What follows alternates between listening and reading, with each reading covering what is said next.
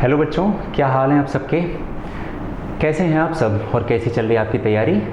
आपको अभी तक 2 वीडियोस मिल चुके होंगे जो हम लोग मिशन वाइट कोट चला रहे हैं। हमारी जो ऑक्सफोर्ड मेडिक्स की टीम है जो आपके लिए नीट 2022 के लिए आपकी प्रिपरेशन को आसान बनाने के लिए यहाँ पर है। आपको पहले भी मैंने बताया था बेटा कि हमारे पास आपको इस वाले जो हमारा प्रोग्राम अभी लॉन्च हुआ है, मिशन वाइट कोट लॉन्च हुआ है, इसके लिए आपको क्या करना है, हमारे पास यहाँ पर व्हाट्सएप नंबर्स हैं, है ना। इन व्हाट्सएप नंबर्स पे आपको अपना मैसेज करना है, जिससे हम लोग व्हाट्सएप ग्रुप बनाएंगे। डेली हम आपको एक टॉपिक बताएंगे, आपको अगले दिन वो रिवाइज़ करके आना है। नेक्स्ट डे हम उसको एक ब्रीफ में रिवीजन कराएंगे, फिर उसके हम क्वेश्चंस कराएंगे और सेम टॉपिक के क्वेश्चंस हम आपको प्रैक्टिस के लिए आपको व्हाट्सएप पे सेंड करेंगे, है ना। व्हाट्सएप नंबर इसलिए क्योंकि हम सिर्फ जेन्युइन स्टूडेंट्स को ही जोड़ना चाहते हैं जो सच में पढ़ना चाहते हैं। बाकी और किसी के लिए हमारी ये जो भी मिशन या जो कुछ भी हम प्रोग्राम चला रहे हैं वो उनके लिए नहीं है, ठीक है। तो हम अभी तक आपको ऑर्गेनिक केमिस्ट्री हम लोग कर रहे हैं और उसके अभी तक 2 हम लोगों ने वीडियोज़ रिलीज़ कर दिए हैं, आपको मिल चुके होंगे, आप लोगों ने एंजॉय किया होगा। एक एक क्वेश्चन से बहुत सारे कॉन्सेप्ट, बहुत सारी थियरीज़, बहुत सारी चीज़ें हम लोग रिजॉल्व करने की कोशिश कर रहे हैं और जितने अच्छे तरीके से हम सब साथ मिल कर के काम करेंगे हमारा रिजल्ट भी बहुत पॉजिटिव आने वाला है। तो चलिए एक बार फिर से लगते हैं अपने काम पे, है ना दोस्त, है ना। और आपके पास ये ऑर्गेनिक केमिस्ट्री के मोस्ट इंपॉर्टेंट क्वेश्चंस जो आज हम करने चल रहे हैं, ठीक है, उनमें से पहला क्वेश्चन आपके सामने ये रहा, find the product in the following reaction. ये हमारे पास रिएक्शन है। हर क्वेश्चन से पहले आपको करना है, इस क्वेश्चन को एक बार पॉज करेंगे, वीडियो को पॉज करेंगे और आप खुद से सॉल्व करने की कोशिश कीजिएगा, है ना। उसके बाद जो भी सोल्यूशन मैं बताने जा रहा हूँ उससे आप अपना आंसर टैली कर लीजिएगा, ठीक है। सबको यही सीक्वेंस फॉलो करना है। चलिए ये क्वेश्चन अपने सामने है, find the product in the following reaction. तो देखो बेटा, पहले हमारे पास यहाँ पर 2 बेंजीन रिंग बनी हुई है, बीच में कुछ ग्रुप लगा हुआ है, इधर NO2+ है। तो हम इस बात को समझ लें कि NO2 के ऊपर प्लस लगा है, ये एक इलेक्ट्रोफाइल है ना, ये एक इलेक्ट्रोफाइल है। पहला पॉइंट तो ये हो गया। दूसरा पॉइंट, जब ये इलेक्ट्रोफाइल इन दोनों बेंजीन रिंग पे अटैक करेगा तो हमारा बेसिकली क्वेश्चन ये है कि ये रिंग 1 पे जाएगा या रिंग 2 पे जाएगा। अगर रिंग 1 के ऑर्थो मेटा पैरा कहाँ जाएगा या रिंग 2 के ऑर्थो मेटा पैरा कहाँ पर जाएगा। पिछले वीडियो में मैंने आपको बताया था कि रिंग से जुड़े हुए किसी भी एटम या ग्रुप के बारे में आप इजीली प्रेडिक्ट कर सकते हो कि वो +m है या -m है, वो मैंने आपको सिखा दिया था। एक बार फिर से उस चीज़ का यूज करते हुए हम लोग इसमें देखेंगे क्या कर सकते हैं। देखिए ये बेंजीन रिंग है, ये फर्स्ट बेंजीन रिंग है और इससे जुड़ा हुआ पहला एटम कौन है, नाइट्रोजन। नाइट्रोजन के पास एक लोन पेयर है यहाँ पर, है ना। तो नाइट्रोजन के अगर रिंग से जुड़े हुए पहले एटम के पास एक लोन पेयर है तो वो पूरा का पूरा ग्रुप जो लगा हुआ है वो ये पूरा का पूरा ग्रुप बेटा इस बेंजीन रिंग के लिए कैसे काम करेगा, +m की तरह काम करेगा। और +m का काम क्या है, ऑर्थो एंड पैरा पोजीशन पर इलेक्ट्रॉन की डेंसिटी इंक्रीज कर देना। अगर ऑर्थो एंड पैरा पोजीशन पर इलेक्ट्रॉन की डेंसिटी बढ़ जाएगी तो इलेक्ट्रोफाइल जो कि इलेक्ट्रॉन की खोज में निकला है, जो इलेक्ट्रॉन की चाह में निकला है, वो कहाँ जाएगा, ऑर्थो एंड पैरा पोजीशन पर ही तो जाएगा ना भाई, ठीक है। तो इस रिंग फर्स्ट पर आने वाला NO2+ या तो इन दोनों ऑर्थो पर जा सकता है या तो इस वाले पैरा पर जा सकता है, पहला पॉइंट, ठीक है। दूसरा पॉइंट देखो, ये बेंजीन रिंग और इस बेंजीन रिंग से लगा है कार्बन पास लोन पेयर नहीं है और कार्बन एक मोर इलेक्ट्रोनेगेटिव एटम ऑक्सीजन से भी जुड़ा हुआ है। तो इस कंडीशन में क्या होगा, ये पूरा का पूरा ग्रुप बेटा, ये पूरा का पूरा ग्रुप इस बेंजीन रिंग के लिए कैसे काम करेगा, -m की तरह। और -m का काम क्या होता है, ऑर्थो एंड पैरा पोजीशन से रेजोनेंस के थ्रू इलेक्ट्रॉन की डेंसिटी को कम कर देना या विड्रॉ करा लेना या अपनी तरफ ले लेना। ऐसी कंडीशन में ऑर्थो एंड पैरा पोजीशन पर इलेक्ट्रॉन की डेंसिटी कम हो जाएगी, कंपैरेटिवली मेटा पर थोड़ा बहुत ज़्यादा रहेगी। अब NO2+ यानी कि इलेक्ट्रोफाइल, अपकमिंग इलेक्ट्रोफाइल के पास 2 ऑप्शन है, या तो ये इसके मेटा पर जाए, है ना, या तो ये इसके मेटा पर जाए और या तो उनके ऑर्थो पैरा पर जाए। अब आप खुद देख सकते हो बेटा कि इनके ऑर्थो पैरा पर विलिंगली यहाँ पर एक्स्ट्रा इलेक्ट्रॉन्स की डेंसिटी बढ़ाई गई थी, जबकि यहाँ पर तो ऑर्थो पैरा पर इलेक्ट्रॉन डेंसिटी कम कर दी गई, तो कंपैरेटिवली केवल मेटा पर थोड़ी बहुत बढ़ी हुई है। तो आने वाला इलेक्ट्रोफाइल कॉम्प्रोमाइज़ क्यों करेगा, वहीं जाएगा ना जहां पर एक्स्ट्रा इलेक्ट्रॉन के डेंसिटीज़ हैं। कहां पर है, फर्स्ट रिंग में। और फर्स्ट रिंग में किस पोजीशन पर, ऑर्थो एंड पैरा पोजीशन पर, है ना। तो हमारा अपकमिंग इलेक्ट्रोफाइल कहां जाएगा, ये देखो रिंग 1 के पैरा पोजीशन पर पहुंच गया, तो हमारा आंसर ये हो गया सेकेंड, ठीक है ना, समझ में आ गया। चलिए अगले क्वेश्चन पे चलते हैं। अगला क्वेश्चन है बेंजल्डिहाइड एंड एसिटाल्डिहाइड में बी डिफरेंशिएटेड बाई। चलिए भाई देख लेते हैं क्या क्या है ये। पहले तो हम कुछ चीज़ें समझ लें, जैसे टोलेंस रिएजेंट है, ये क्या होता है, टोलेंस रिएजेंट होता है बेटा अमोनिकल सिल्वर नाइट्रेट, है ना। ये एक ऑक्सीडाइजिंग एजेंट है, क्या है, ऑक्सीडाइजिंग एजेंट है। और जब ये एल्डिहाइड से रिएक्शन करता है कैसा भी एल्डिहाइड हो, चाहे एरोमेटिक एल्डिहाइड हो और चाहे एलिफेटिक एल्डिहाइड हो, उससे रिएक्शन करके बेटा ये Ag का ब्लैक प्रेसिपिटेट बना देता है, जिसे हम सिल्वर मिरर के नाम से जानते हैं। ठीक है, सिल्वर मिरर के नाम से जानते हैं। क्लियर? ये एरोमेटिक और एलिफेटिक दोनों से रिएक्शन करता है, ये बात आपको ध्यान रखनी है। ठीक है, अगला हमारे पास है आयोडोफॉर्म टेस्ट। आयोडोफॉर्म टेस्ट बहुत इंपॉर्टेंट टेस्ट है।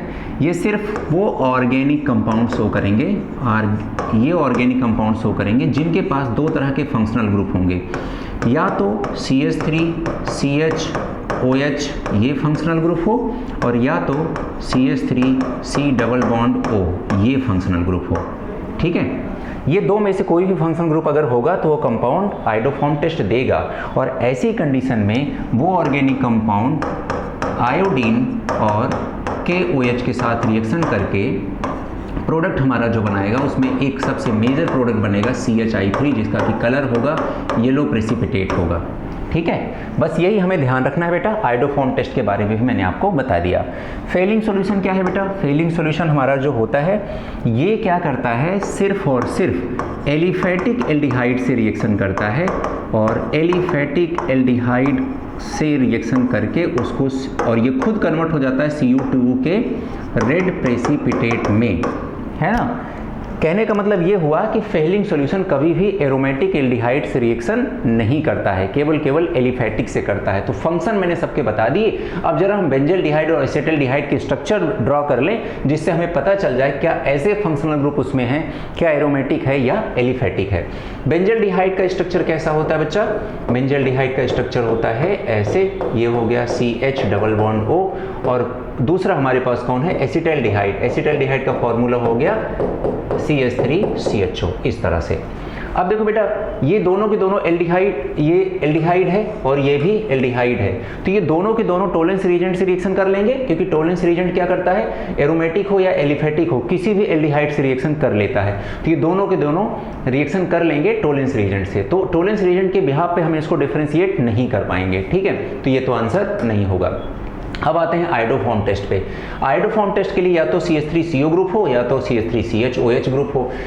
इसमें देखो, आप ध्यान से देखो, इसमें CH3CO ग्रुप दिख रहा है सबको, है ना। तो ये तो आयोडोफॉर्म टेस्ट देगा, है ना, ये तो आयोडोफॉर्म टेस्ट देगा, बट ये आयोडोफॉर्म टेस्ट नहीं देगा, है ना। तो अब बताओ, अगर एक आयोडोफॉर्म से रिएक्शन कर रहा है, आयोडोफॉर्म टेस्ट की बात अगर हम करें तो एक रिएक्शन कर रहा है, एक नहीं कर रहा है ना। तो इसका मतलब ये हुआ कि हम इस टेस्ट के बिहाफ पे इन दोनों को डिफरेंशिएट कर सकते हैं, और इस तरह से हमारा आंसर सेकंड हो गया। अब आते हैं फेलिंग सॉल्यूशन पे। फेलिंग सॉल्यूशन सिर्फ और सिर्फ किससे रिएक्शन करेगा? एलिफेटिक एल्डिहाइड से करेगा, एरोमेटिक से नहीं करेगा। ये कैसा एल्डिहाइड है? ये एक एरोमेटिक एल्डिहाइड है ना। क्यों? क्योंकि इसमें एरोमेटिक, आप देख रहे हैं ना, इसमें कैरेक्टरिस्टिक पाया जा रहा है एरोमेटिसिटी वाला, और ये कैसा है? ये एलिफेटिक एल्डिहाइड है ना। तो अब आप खुद ही बता दो बच्चा कि हमारा ये जो फेलिंग सॉल्यूशन है वो किससे रिएक्शन करेगा? सिर्फ और सिर्फ किससे? एसिटल्डिहाइड से, बेंजल्डिहाइड से नहीं करेगा, है ना। यानी कि इसके बिहाफ पे भी हम दोनों को डिफरेंशिएट कर सकते हैं। तुम्हारा आंसर क्या हो जाएगा? Both 2 and 3। अच्छे समझ में आ गया? 3 रिएजेंट हमने रिवाइज कर लिए, है ना। चलिए अगले क्वेश्चन पे चलिए। Compare stability of carb cation. ठीक है, तो हमारे पास ये स्टेबिलिटी ऑफ कार्ब कैटायन बनाना है। अब यहाँ पर पहले मैंने आपसे कल भी बताया था कि स्टेबिलिटी देखने से पहले आप फैक्टर्स की बात करें, factors governing the stability of ions. Okay, तो यहाँ पर positive charge single double single double single double ये दिख रहा है अपन को। तो पहली चीज तो इसमें रेजोनेंस है ना। दूसरा पॉइंट, इसमें देखो 1 2 3 पाई बॉन्ड है, और एक बॉन्ड में 2 इलेक्ट्रॉन होते हैं, तो ये हो गए 6 पाई इलेक्ट्रॉन है। ठीक है, और ये जितने भी कार्बन हमको रिंग में दिख रहे हैं, ये सारे के सारे कार्बन कैसे हैं? sp2 हाइब्रिडाइज्ड हैं, यानी कि पूरा का पूरा मॉलिक्यूल कैसा है बेटा? प्लेनर मॉलिक्यूल है। ठीक है, और ये सारे कैरेक्टर्स किसको बताते हैं? एरोमेटिसिटी को बताते हैं। इसमें एरोमेटिसिटी या एरोमेटिक कैरेक्टर अवेलेबल है। ठीक है, अगर हम इसकी बात करें तो देखो positive charge single double single, यहाँ पर भी हमारे पास क्या है? रेजोनेंस है। ठीक है, यहाँ पर भी एरोमेटिक प्रॉपर्टी है हमारे पास। चलो ये दोनों बातें हमने समझ ली। यहाँ की बात अगर हम कर लें तो यहाँ पर देखो पॉजिटिव चार्ज सिंगल डबल, यानी कि रेजोनेंस तो बेटा यहाँ पर भी है, लेकिन यहाँ पर 4 पाई इलेक्ट्रॉन है, और मॉलिक्यूल कैसा है? प्लेनर मॉलिक्यूल है। इसका मतलब ये कैरेक्टर कहीं पर भी होते हैं, इसे हम क्या बोलते हैं? Anti aromatic. क्या होगा बेटा, एंटी एरोमेटिक। अगर हम इसकी बात करें तो यहाँ पर भी देखो पॉजिटिव सिंगल डबल, यहाँ पर भी क्या है, रेजोनेंस है ना। दूसरा पॉइंट यहाँ पर क्या देखेंगे, रेजोनेंस तो ठीक है, टोटल पाई इलेक्ट्रॉन कितने हैं, 4 पाई इलेक्ट्रॉन है। क्या पूरा का पूरा मॉलिक्यूल यहाँ पर प्लेनर है, जी नहीं, क्योंकि ये वाला कार्बन क्या है, कैसा है, sp3 है। इसका मतलब ये ना तो एरोमेटिक है ना तो एंटी एरोमेटिक है, और ऐसे कंपाउंड हम लोग क्या बोलते हैं, नॉन एरोमेटिक। ठीक है, तो ये हो गया नॉन एरोमेटिक। अब अगर हम बात करें स्टेबिलिटी की बेटा, इन तीनों में अगर हम स्टेबिलिटी की बात कर लें तो सबसे ज़्यादा जो स्टेबल होता है बेटा वो हो जाता है एरोमेटिक, है ना। और एरोमेटिक के बाद बारी आती है नॉन एरोमेटिक की, और सबसे लास्ट में आता है एंटी एरोमेटिक। तो अगर इन तीनों में कंपेयर करना हो तो हम इस तरह से इस चीज़ को सॉल्व कर सकते हैं। अब आप एक बार जरा क्वेश्चन देख लें। अब बताओ सबसे लीस्ट स्टेबल कौन होता है, एंटी एरोमेटिक, और एंटी एरोमेटिक कौन है, डी वाला। तो डी वाला सबसे कम स्टेबल होगा, ये देख सकते हैं आप, डी वाला यहाँ पर लिखा हुआ है। अब सवाल है कि बी और ए वाले में कौन सा होगा बेटा, तो ठीक है, हमारा बी वाला जो यहाँ पर हमारा कार्बोकेटायन होगा ये सबसे ज़्यादा स्टेबल होगा। इसे हम किसी तो यहाँ पर हमारा क्या हो गया बेटा, ये डी वाला देखो यहाँ पर, और यहाँ पर देखो डी वाला सबसे लीस्ट स्टेबल दिया गया है। अब हम बात करते हैं कि ए और बी वाले में, तो ए वाला जो बेटा हमारे पास है ये सबसे ज़्यादा स्टेबिलिटी रखता है। ठीक है, यहाँ पर जो हमारे पास एक्सटेंट ऑफ रेजोनेंस भी है वो भी बहुत ज़्यादा है। ठीक है, तो हमारा ये वाला कैटायन सबसे ज़्यादा स्टेबल होगा, यानी कि बी, और हमारा आंसर हो जाएगा फर्स्ट वाला। ठीक है, चलिए अगले क्वेश्चन पे चलते हैं। नेक्स्ट क्वेश्चन है हमारा ये, the major product of the following reaction is this. ठीक है, अब पहले बात हम यहाँ पर देख लें क्या लिखा है। यहाँ पर कुछ तो हमारे पास रिएक्टेंट है, और यहाँ पर लिखा है di methyl formamide, di methyl formamide. ओहो हो, डाई मिथाइल फॉर्मामाइड भाई कैसा होता है, ये एक पोलर एप्रोटिक सॉल्वेंट है जिसकी प्रेजेंस में रिएक्शन होती है कौन सी, SN2 रिएक्शन होती है, और जिसमें हमें देखने को मिलता है 100% इन्वर्जन ऑफ कॉन्फ़िगरेशन। ठीक है, इन्वर्जन ऑफ कॉन्फ़िगरेशन। ठीक है बेटा, तो यहाँ पर 100% इन्वर्जन देखने को मिलेगा हमें, और 100% इन्वर्जन का मतलब ये होता है कि जब जाकर के हमारा न्यूक्लियोफिलिक सब्स्टिट्यूशन हो जाएगा तो वहाँ पर अगर पहले से कोई भी आपका सॉलिड लाइन पे है तो डैश लाइन पे चला जाएगा, डैश पे रहेगा तो सॉलिड लाइन पे आ जाएगा। इसे वॉल्डेन इन्वर्जन के नाम से भी जानते हैं। ठीक है, किस नाम से, इसे वॉल्डेन इन्वर्जन थियरी के नाम से भी जानते हैं। चलिए अब हम देखते हैं सबसे पहले कि ये यहाँ पर तो पॉजिटिव पार्ट ये है, नेगेटिव पार्ट ये है, तो हमें ये तो समझ में आ गया कि यही हमारा न्यूक्लियोफाइल है ना, न्यूक्लियोफाइल है जो सब्स्टिट्यूट होने के लिए आ रहा है। चलो ये भी हमें बात समझ में आ गई। अब सवाल है कि भाई अगर इसको सब्स्टिट्यूट करेगा तो यहाँ पर एक हेलोजन ब्रोमीन है, एक हेलोजन हमारे पास फ्लोरीन है, किसको हटाएगा, किसको रिप्लेस करेगा, किसको सब्स्टिट्यूट करेगा। तो देखो भैया, फ्लोरीन के पास है लोन पेयर, है ना, और ब्रोमीन के पास भी है लोन पेयर। क्लियर। अब फ्लोरीन का जो लोन पेयर है बेटा, देखो lone pair single bond double bond, single bond double bond, यानी कि इसमें क्या आ गया, रेजोनेंस आ गया। अच्छा, रेजोनेंस के जो कैरेक्टरिस्टिक जब आपने पढ़ा होगा तो उसमें एक लाइन पढ़ी होगी आपने, एक पॉइंट पढ़ा होगा कि कंडीशन ऑफ रेजोनेंस में जितनी भी बॉन्ड लेंथ होती हैं वो इक्वल हो जाती हैं, और सारी बॉन्ड लेंथ कैसी होती हैं, ना तो सिंगल बॉन्ड रह जाती है ना तो डबल बॉन्ड रह जाती हैं, वो क्या हो जाती हैं, पार्शियल डबल बॉन्ड हो जाती हैं। तो यहाँ पर ये जो सिंगल बॉन्ड आपको दिख रहा है एक्चुअल में ये क्या हो जाएगा, पार्शियल डबल बॉन्ड हो जाएगा, है ना। अब यहाँ पर ये बॉन्ड तो पार्शियल डबल बॉन्ड हो गया, अभी हमें पता चला। अच्छा, ब्रोमीन को चेक कर लें, lone pair single bond single bond. अच्छा, यहाँ पर रेजोनेंस नहीं है, यानी कि कार्बन और ब्रोमीन के बीच में जो सिंगल बॉन्ड दिख रहा है वो सिंगल बॉन्ड ही है। अब बताओ बेटा, अगर हम बात करें बॉन्ड स्ट्रेंथ की तो सबसे कम बॉन्ड स्ट्रेंथ किसकी होगी, सिंगल बॉन्ड की, उससे ज़्यादा किसकी होगी, पार्शियल डबल बॉन्ड की होगी, डबल बॉन्ड की, उससे ज़्यादा किसकी होगी, डबल बॉन्ड की, और सबसे ज़्यादा किसकी होगी, ट्रिपल बॉन्ड की। ये किसका ऑर्डर हो गया, ये बॉन्ड स्ट्रेंथ का ऑर्डर हो गया, मतलब बॉन्ड की मजबूती का ऑर्डर हो गया। कौन सा बॉन्ड कितना मजबूत होगा, सबसे मजबूत होगा ट्रिपल बॉन्ड, उससे कम डबल बॉन्ड, उससे कम पार्शियल डबल बॉन्ड, और उसके बाद सिंगल बॉन्ड सबसे कम मजबूत होगा। अब बताओ बेटा, अगर ये बॉन्ड स्ट्रांग हो गया तो इसका टूटना मुश्किल हो गया, इसीलिए बेंजीन रिंग से जुड़े हुए फ्लोरीन को डायरेक्टली हम कभी सब्स्टिट्यूट आसानी से नहीं करते हैं, उसके लिए अलग से रिएक्शन हैं उसमें हम लोग करेंगे, बट ऐसे पॉसिबल नहीं है। तो यहां से बेटा फ्लोरीन तो बिल्कुल नहीं जाएगा, कौन जाएगा, ब्रोमीन जाएगा। ठीक है, अब देखो यहां पर इन्होंने फ्लोरीन को रिप्लेस कर दिया है, फ्लोरीन को रिप्लेस कर दिया है, तो ये आंसर तो हमारे बिल्कुल भी नहीं होंगे। ठीक है, पहले ऐसे हमारे देखो 50% सही हो गया।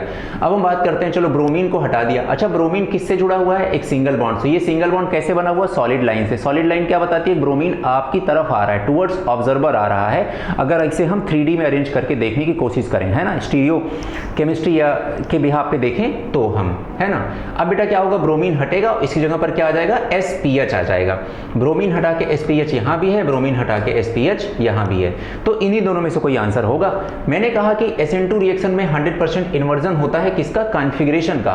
तो अगर ये ब्रोमीन आपकी साइड आ रहा है तो ये अब रिप्लेसमेंट यानी कि सब्स्टिट्यूशन के बाद कहां चला जाएगा? आपसे दूर चला जाएगा। और उसको कैसे रिप्रेजेंट करेंगे आप? डैश लाइन से, है ना। तो आंसर क्या हो जाएगा हमारा? A, है ना। ये IIT का क्वेश्चन था, है ना। अच्छे से समझ में आ गया बेटा।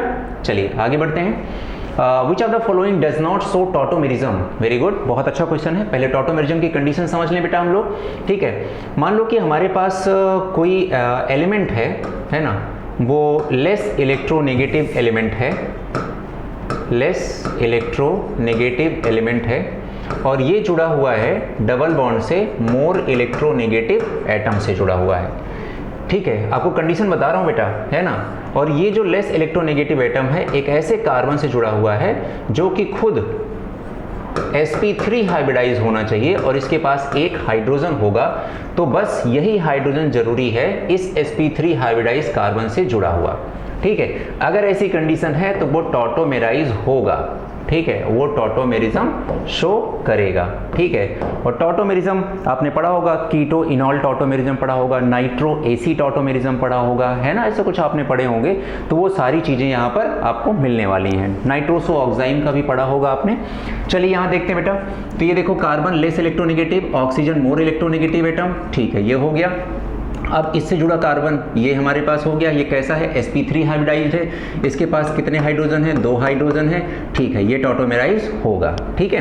अब चलिए हम इस पे बात कर लेते हैं, ठीक है। यहाँ पर देखो ये कार्बन हो गया, ये डबल बॉन्ड ऑक्सीजन हो गया। यहाँ पर तो कार्बन जो है वो sp3 हाइब्रिडाइज नहीं है, कैसे हैं? sp2 है। अच्छा यहाँ चलें तो ये भी कैसे हैं? sp2 है। अच्छा हम इस नाइट्रोजन पे चलें, नाइट्रोजन किससे जुड़ा हुआ है? हाइड्रोजन से। तो ये जो नाइट्रोजन हाइड्रोजन से लगा पड़ा है, अगर ये H+ के फॉर्म में निकल जाए तो नाइट्रोजन पे क्या आ जाएगा? नेगेटिव चार्ज आ जाएगा। और ये negative charge single bond double bond, single bond double bond, more electronegative atom.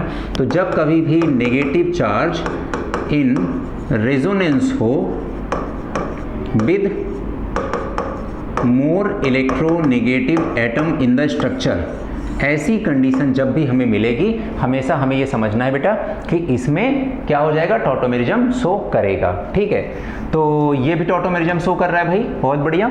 चलिए इसको देख लेते हैं हम लोग। अगर देखिए अब फिर से वही, ये less electronegative atom, more electronegative atom, बीच में डबल बॉन्ड, ये और ये कार्बन कैसे हैं? sp2 sp3 होने चाहिए थे, यानी कि अभी तो कुछ नहीं उम्मीद है। ये दोनों कैसे हैं? sp2, यहाँ पर भी उम्मीद नहीं है। हम इस कार्बन पे चलते हैं, इस कार्बन से जो हाइड्रोजन जुड़े हुए हैं, ठीक है, 3 हाइड्रोजन लगे हुए हैं यहाँ पर। अगर एक H+ के फॉर्म में निकल गया तो C पर क्या आ गया? Negative charge. ये negative charge single bond double bond, single bond double bond, more electronegative atom, तो ये भी कंपाउंड रेजोनेंस शो करेगा। इसकी बात कर लेते हैं। देखो बेटा यहाँ पर ये और ये देखो, ठीक है, 2 मिल गए, ठीक है। अब ये वाला कार्बन कैसा है बताओ जरा? sp2। और इधर कार्बन कैसा है? sp2, ठीक है। और ये सब के सब कैसे हैं? sp2। तो ये कंपाउंड हमारा टॉटोमेरिज्म शो नहीं करेगा, ठीक है। तो आंसर क्या हो जाएगा हमारा? 4th ही आंसर हो जाएगा कि जो टॉटोमेरिज्म शो नहीं करेगा, ठीक है। अब कुछ आ गया समझ में? ठीक है, कंडीशन मैंने यहाँ पर लिख दी है, इसके बिहाफ पे आप बहुत सारी कंडीशन बना सकते हैं, ठीक है। टॉटोमेरिज्म को और भी हम लोग कुछ बोलते हैं, डायनेमिक आइसोमेरिज्म भी बोलते हैं, कैटानोट्रोपिज्म बोलते हैं, डेस्मोट्रोपिज्म बोलते हैं, प्रोटोनोट्रोपिज्म बोलते हैं। डेस्मोस का मतलब होता है बॉन्ड, है ना, और ट्रोपिज्म का मतलब होता है मूवमेंट। तो यहाँ पर बॉन्ड का भी मूवमेंट होता है, ठीक है। और रेजोनेंस में और टॉटोमेरिज्म में बहुत बेसिक डिफरेंस होता है कि रेजोनेंस में कोई भी एटम या एलिमेंट या ग्रुप अपनी पोजीशन से मूव नहीं करता है, सबकी पोजीशन कांस्टेंट होती है, जबकि टॉटोमेरिज्म में एटम अपनी पोजीशन छोड़ के दूसरी जगह पहुंच जाता है, ठीक है। दूसरी चीज, रेजोनेंस को हम लोग इस तरह से रिप्रेजेंट करते हैं, जबकि टॉटोमेरिज्म को हम लोग इक्विलिब्रियम वाले साइन से रिप्रेजेंट करते हैं। टॉटोमेराइज होने के लिए एसिड हो या बेस हो, दोनों मीडियम यहाँ पर सफिशिएंटली काम करते हैं और दोनों मीडियम में ये चीजें हो जाती हैं, ठीक है। अब टॉटोमेरिज्म बहुत अच्छे से क्वेश्चन आते हैं, ठीक है। अगर आपको ज़रूरत पड़ेगी तो टॉटोमेरिज्म पे एक वीडियो हम आपको प्रोवाइड कर देंगे, जैसे ही आपकी नीड होगी, है ना। आप कमेंट सेक्शन में बताएंगे और मुझे लगेगा कि ज़्यादातर बच्चों की डिमांड है तो मैं पक्का आपको टॉटोमेरिज्म पे एक बहुत शानदार वीडियो बना करके प्रोवाइड कर दूंगा, जिसके बाद आपका एक भी क्वेश्चन गलत नहीं होना है, ठीक है। चलिए अब अगले क्वेश्चन पे चलते हैं बेटा। अगला question, which of the following will not give precipitate with aqueous AgNO3। Question को करने से पहले हम पहले रिएजेंट का फंक्शन तो समझ जाए बेटा कि एक्वस AgNO3 क्या करता है। एक्चुअल में एक्वस AgNO3 का काम होता है बेटा, कहीं अगर RX है और उसके साथ AgNO3 की रिएक्शन होगी तो ये Ag क्या करता है, X को निकाल लाता है और AgX बना लेता है ना। अब आई बात समझ में, जिसमें अगर मान लो कहीं पर AgCl बन रहा है तो ये वाइट प्रेसिपिटेट के नाम से जाना जाएगा। और इसको बेटा आप सबने पढ़ा होगा, कोऑर्डिनेशन केमिस्ट्री में बहुत पढ़ा होगा, जहां पर कोऑर्डिनेशन स्फीयर और आयनाइजेशन स्फीयर दो होते थे। तो जो स्क्वायर ब्रैकेट के बाहर जो भी लिखा रहता है कोऑर्डिनेशन कंपाउंड में, वही आयनाइजेशन स्फीयर कहलाता है। वाटर में डिसॉल्व करने पर वही आयन बाहर टूट के जाएंगे, कोऑर्डिनेशन स्फीयर वाले तो निकलेंगे नहीं तो वो परफेक्ट कोऑर्डिनेशन कंपाउंड या परफेक्ट कॉम्प्लेक्स कहलाएगा ही नहीं, ठीक है। तो वहां भी आपने पढ़ा होगा। तो AgNO3 का फंक्शन हमेशा क्या है, डीहैलोजिनेशन, यानी कि हैलोजन को रिमूव करने का फंक्शन ये काम करता है, ठीक है। तो अब देखो, अगर ये हैलोजन रिमूव करेगा तो यहां से Br माइनस जाएगा तो CH2 के ऊपर क्या आ जाएगा, प्लस आ जाएगा। तो हमें बस ये देखना है कि यहां पर CH2 के ऊपर प्लस आ गया, ठीक है। यहां से अगर हटा तो आप बताओ यहां पर क्या आ जाएगा, यहां पर प्लस आ जाएगा। यहां से हटा तो आप देखो क्या हो जाएगा, यहां पर CH यहाँ पर प्लस आ जाएगा और यहाँ पर CH3 लगा रहेगा, है ना। यहाँ से अगर हटा तो आप देख सकते हो यहाँ पर क्या हो जाएगा, यहाँ पर प्लस लग जाएगा। हमने Br माइनस हटा करके हर जगह प्लस लगा दिया उसके काउंटर पार्ट में, ठीक है। अब एक बात समझो बेटा, पूरे ऑर्गेनिक केमिस्ट्री का एक बेसिक थीम है, अगर आपके पास कोई रिएक्टेंट है, ठीक है, तो वो रिएक्टेंट जब भी उस पर कोई रिएजेंट वर्क करेगा, वो रिएजेंट सॉल्वेंट भी हो सकता है ना। सॉल्वेंट पोलर भी हो सकता है, नॉन पोलर भी हो सकता है। पोलर में वो प्रोटिक भी हो सकता है और एप्रोटिक भी हो सकता है, ठीक है। तो जैसे रिएक्टेंट के बाद क्या बनेगा बेटा, रिएक्शन इंटरमीडिएट का फॉर्मेशन होगा, ठीक है। और ये जो रिएक्शन इंटरमीडिएट बनेगा बाद में, ये चूंकि एक बहुत ही कम टाइम के लिए ये इवॉल्व होने वाला अपने पास स्पीसीज है, तो ये जल्दी से बहुत हाई एनर्जेटिक होता है, इसको जल्दी से बॉन्ड बनाना होता है, अपनी बैलेंसी सेटिस्फाई करनी होती हैं, तो ये फटाफट से प्रोडक्ट में कन्वर्ट होने की कोशिश करता है। अब जो हमारे पास मेजर की पॉइंट है उसको ध्यान से सुनिएगा। आप ना कोई भी क्वेश्चन पूछे कि इस क्वेश्चन में कौन सा रिएक्टेंट सबसे ज्यादा रिएक्टिव होगा, आप ये जानने की कोशिश करो कि इस रिएक्शन में आखिर में कौन सा ऐसा रिएक्शन इंटरमीडिएट बनता है ना। तो रिएक्शन इंटरमीडिएट की stability is directly proportional to the reactivity of reactant, है ना। मैं यहां लिख दे रहा हूं, stability of reaction intermediate is directly proportional to reactivity of reactant. ये बहुत ही इंपॉर्टेंट पॉइंट है बेटा, बहुत सारे क्वेश्चन आप इसके थ्रू सॉल्व कर सकते हैं। और दूसरी चीज, रिएक्शन इंटरमीडिएट जितना ज्यादा स्टेबल होगा, रिएक्टेंट उतना ही ज्यादा रिएक्टिव होगा और प्रोडक्ट उतना ही ज्यादा स्टेबल भी होगा और हाई यील्ड में भी होगा, ठीक है। चलिए इसको देखते हुए अब हम इन सब चारों को अगर एक बार देखेंगे एक नजर में, तो हमें लगेगा कि चारों के चारों कार्बोकेटायन है। और पिछले वीडियो मैंने आपको सिखाया था कि अगर कार्बोकेटायन की स्टेबिलिटी चेक करनी है तो चार्ज कैसा लगा है कार्बोकेटायन पे, प्लस। तो इसको कौन से इफेक्ट, इलेक्ट्रॉन डिस्प्लेसमेंट इफेक्ट में आपने इफेक्ट पढ़े होंगे ना, तो कौन से इफेक्ट इसकी स्टेबिलिटी बढ़ाएंगे। तो मैंने आपको एक छोटा सा कॉन्सेप्ट सिखाया था, सेम, यानी कि पॉजिटिव चार्ज है तो उसकी स्टेबिलिटी प्लस MHI ही बढ़ाएंगे, ठीक है। आइए देखते हैं, यहां पर पॉजिटिव चार्ज और साथ में रेजोनेंस है, बहुत अच्छी बात, यहां पॉजिटिव चार्ज रेजोनेंस है, ठीक है। और यहां पर एरोमेटिसिटी है, एरोमेटिक प्रॉपर्टी है, क्यों, क्योंकि कंप्लीट रिंग में रेजोनेंस है, 2 पाई इलेक्ट्रॉन है और प्लेनर मॉलिक्यूल है, ठीक है। और यहाँ पर भी देखेंगे हम लोग, तो यहाँ पर देखिए आप क्या लिखा है, यहाँ पर 3 अल्फा हाइड्रोजन हो गए, ये हाइपर कॉन्जुगेशन हो गया यहाँ पर, ठीक है। अब यहाँ पर 3 अल्फा हाइड्रोजन और इधर क्या है, positive charge single double resonance है, तो यहाँ पर रेजोनेंस है, तो इसमें ये मिल गया। अच्छा इसकी बात कर लें, यहाँ पर 4 पाई इलेक्ट्रॉन है ना, और साथ में कंप्लीट रिंग में रेजोनेंस है, साथ में पूरा का पूरा मॉलिक्यूल क्या है, प्लेनर है। और इस तरह के कैरेक्टरिस्टिक क्या बताते हैं, एंटी एरोमेटिक बताते हैं, है ना। और मैंने अभी पीछे आपको बताया था कि स्टेबिलिटी के बिहाफ पे अगर हम देखें तो एंटी एरोमेटिक सबसे लीस्ट स्टेबल अपने पास कंपाउंड्स होते हैं। तो अब बेटा अगर पता है इसे ब्रोमीन को कि अगर यहाँ से Br माइनस हट गया तो बनने वाला हमारा जो रिएक्शन इंटरमीडिएट सबसे लीस्ट स्टेबल होगा, तो भाई ये क्यों जाएगा छोड़ के उसको, है ना। तो इसके रिएक्शन करने की पॉसिबिलिटी सबसे कम हो जाएगी, इसलिए हमारा ये आंसर फोर्थ हो जाए, क्योंकि वो कह रहा है कि कौन नहीं देगा ये प्रेसिपिटेट। ओके, अब अगर मान लो इसमें आपको ये निकालना हो कि यार किस ऑर्डर में रिएक्टिविटी होगी, तो आपको ये कार्बोकैटायन की स्टेबिलिटी के साथ खेलना आना चाहिए। जो कार्बोकैटायन सबसे ज़्यादा स्टेबल होगा उसका रिएक्टेंट सबसे ज़्यादा रिएक्टिव होगा, यानी कि आसानी से AgNO3 के साथ रिएक्शन कर ले जाएगा। चलिए, उम्मीद करते हैं ये भी आपको चीज़ समझ में आ गई, एक नया कॉन्सेप्ट आपने सीख लिया। अगला हमारे पास सिंपल सी नेम रिएक्शन है ना। Br2 और यहाँ पर हमने फास्फोरस ले लिया, और यहाँ पर क्या है, ये फंक्शनल ग्रुप है। तो ये कार्बन कैसा है, अल्फा कार्बन है, और अल्फा कार्बन से अगर एक ब्रोमीन यहाँ से हम रिप्लेस कर दें, हाइड्रोजन रिप्लेस करके ब्रोमीन ले आएँ, इस रिएक्शन का नाम है HBZ रिएक्शन, हेल ओलार्ड जेलेंस्काई रिएक्शन नाम है इसका। ठीक है, पर्किन रिएक्शन आपको बताया जा चुका है पहले से भी, ठीक है, और आगे भी जरूरत पड़ेगी तो बता दिया जाएगा। यहाँ पर हम लोग सिनेमिक एसिड का फॉर्मेशन करते हैं। क्लेजन कंडेंसेशन, एस्टर हम लोग ले लेते हैं, एस्टर का कंडेंसेशन करा देते हैं, 2 मोल एस्टर का having alpha hydrogen. Stephen reduction में साइनाइड का रिडक्शन हम लोग कर देते थे, SnCl2 in presence of HCl, और फिर वो बन जाता था प्राइमरी अमाइन का फॉर्मेशन हो जाता था। ठीक है, चलिए अगले में चलते हैं। और अगला क्वेश्चन है, give decreasing order of reactivity for the dehydrohalogenation. Same अभी जो मैंने आपको कॉन्सेप्ट सिखाया बेटा, एग्जैक्टली उसी पर लगेगा। भाई चलो यहाँ पर डीहाइड्रोहेलोजिनेशन कराना है, तो हेलोजन रिमूव करेंगे, हेलोजन रिमूव करेंगे तो एक रिएक्शन इंटरमीडिएट बनेगा, और जिस रिएक्टेंट का रिएक्शन इंटरमीडिएट जितना ज्यादा स्टेबल होगा वो रिएक्टेंट उतना ही ज्यादा रिएक्टिव होगा, है ना। तो आप बताना बेटा यहाँ से क्या करें हम लोग, यहाँ से Cl माइनस हटा दिया तो इसके ऊपर चार्ज क्या आ जाएगा, पॉजिटिव। यहाँ से Cl माइनस हटा दिया तो इसके ऊपर चार्ज आ जाएगा पॉजिटिव। यहाँ से Cl माइनस हटा दिया तो इसके ऊपर चार्ज आ जाएगा पॉजिटिव, है ना। अब आप बताओ सबसे ज्यादा स्टेबल आपको कौन सा दिख रहा है, 100% बीच वाला दिख रहा होगा। Positive charge single bond double bond, single bond double bond, resonance है यहाँ पर, है ना। यहाँ पर तो पॉजिटिव चार्ज रेजोनेंस में नहीं है, यहाँ पर तो लोकलाइज्ड हो गया, मतलब यहीं पर रख उठा, है ना। और यहाँ पर देखो क्या है, ठीक है, इसको हम बोल सकते हैं पॉजिटिव चार्ज। अगर ये पॉजिटिव चार्ज है तो ये कार्बन और ये कार्बन क्या हो गए, हाइपर कॉन्जुगेटिंग कार्बन या अल्फा कार्बन, और इसके पास 2 और इसके पास 2, टोटल 4 अल्फा हाइड्रोजन है इसके पास। यहाँ पर क्या क्या है, एक रेजोनेंस भी है और इस वाले कार्बन के 2 अल्फा हाइड्रोजन भी हैं। ठीक है, यहाँ की बात कर लें तो ये वाले यहाँ पर 2 अल्फा हाइड्रोजन ही हैं, सिर्फ इसके पास इतना ही है। अब फैक्टर्स मैंने लिख दिए तो आंसर भी फट से हमें दिख ही रहा होगा कि भाई यहाँ पर 2-2 फैक्टर काम कर रहे हैं, तो सेकंड सबसे ज्यादा हो जाएगा, और उसके बाद थर्ड हो जाएगा, और उसके बाद फर्स्ट हो जाएगा। ठीक है, अब इसमें से आप आंसर मैच करा लीजिएगा। ठीक है, सेकंड थर्ड फर्स्ट, आंसर क्या हो जाएगा, थर्ड वाला। ठीक है, चलिए अगले क्वेश्चन पे चलें।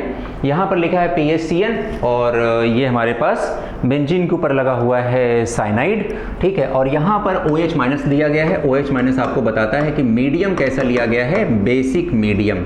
ठीक है, तो अगर बेसिक मीडियम अपने पास है और वाटर क्या बता रहा है कि आपको कराना है हाइड्रोलिसिस, है ना, हाइड्रोलिसिस। ठीक है, और Br2 के OH लिया है और प्रोडक्ट पूछा गया है। मान लो बेटा कि आपको बेसिक मीडियम में साइनाइड का हाइड्रोलिसिस नहीं पता है, मान लेते हैं नहीं पता है, वैसे बहुत जरूरी है पता होना चाहिए, बट इन केस नहीं पता है तो Br2 के OH आपने पूरे ऑर्गेनिक केमिस्ट्री में एक जगह पढ़ी है, Hopman bromamide chain degradation reaction में। और वो उसके लिए रिएक्टेंट क्या होता है, रिएक्टेंट उसके लिए हमेशा क्या होता है, अमाइड।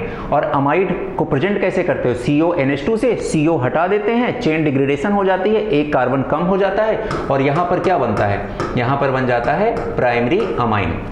ठीक है, तो प्रोडक्ट में तो प्राइमरी अमाइन बनेगा, प्राइमरी अमाइन यहाँ पर है, प्राइमरी अमाइन यहाँ पर है, तो आंसर ये तो नहीं होगा, आंसर ये नहीं होगा। फर्स्ट सेकंड में, फर्स्ट थर्ड में से कोई होगा, एक बार आइए देख लेते हैं क्या होना चाहिए। अब देखो इसका मतलब पता चल गया कि अमाइड ही है, ए वाला, है ना। अब कैसे है बेटा वो देख लेते हैं। ये PH हो गया, ये CO हो गया, ये NH2 हो गया, है ना, ये है हमारा A। ठीक है, ये A बन गया। अब उसके बाद हम लोग क्या करेंगे, Br2 के OH ले लेंगे, तो हाफमैन ब्रोमाइड रिएक्शन हो जाएगी, यहाँ से CO निकल जाएगा, तो क्या बचेगा, PHNH2, यानी कि एनिलीन का फॉर्मेशन हो जाएगा। ठीक है, एनिलीन का फॉर्मेशन हो जाएगा, और आंसर हमारा हो जाएगा थर्ड। समझ में आ गया बेटा। ठीक है, तो आपको प्रेडिक्ट करना मैंने सिखा दिया कि आपके पास ये रिएजेंट था, इस रिएजेंट के बिहाफ पे आपने गेस कर लिया कि हो ना हो ये रिएक्टेंट हमारा अमाइड ही होगा, तो आपको ये पता चल गया कि साइनाइड के बेसिक मीडियम मीडियम में हाइड्रोलिसिस से अमाइड का फॉर्मेशन होता है। अच्छा, एसिडिक मीडियम होता तो क्या बनता, सीधा सीधा आपका एसिड का फॉर्मेशन हो जाता है ना, कार्बोक्सिलिक एसिड का, तो ये बन जाता पीएच, है ना, यानी कि बेंजीन रिंग C6H5 फेनाइल और COOH लगाते थे सीधा सीधा। ठीक है बेटा, तो ये चीज आपको ध्यान रखनी है। चलिए अगला क्वेश्चन है P2O5 ले लिया हमने। P2O5 बेटा यहाँ पर क्या, कहीं भी P2O5 आ जाए तो ये कैसा रिएजेंट होता है, ये डिहाइड्रेटिंग एजेंट होता है। ठीक है, डिहाइड्रेटिंग एजेंट होता है ये।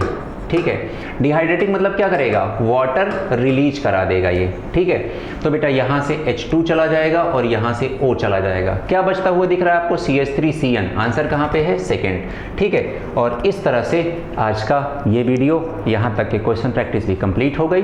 उम्मीद कर रहे हैं आप सब इस ऑर्गेनिक केमिस्ट्री का जो हमारा सेशन है इसको एंजॉय कर रहे होंगे। हर दिन एक नया कॉन्सेप्ट, हर एक वीडियो के साथ एक नया क्वेश्चन, एक नई चीज सीख रहे होंगे, है ना। और मैं कोशिश कर रहा हूं बेटा वो सारे क्वेश्चन जो अच्छे जेई के आए हुए, अच्छे एनसीईआरटी एग्जाम्पलर के, अच्छे एनसीईआरटी के जो क्वेश्चंस हैं, नीट के बहुत अच्छे जो क्वेश्चंस हैं, वो सारे क्वेश्चंस मैं यहाँ पर आपको कंपाइल करके सॉल्व कराऊं, यानी कि जैसे पूछे गए हैं वैसे नहीं, है ना, उसमें 2-3 स्टेप और ऐड करके, ताकि आपकी जो अंडरस्टैंडिंग है, आपका जो कॉन्सेप्ट है और अच्छे से मजबूत हो पाए।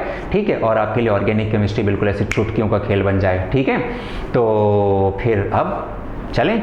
ठीक है, और मिशन व्हाइट कोट में जुड़ना है अच्छे से, टीम अपस्कोर मेडिक्स के साथ लग करके अपनी तैयारी करनी है। ठीक है, तो चलिए मिलते हैं छोटे से ब्रेक के बाद, तब तक के लिए खुश रहिए, मुस्कुराते रहिए।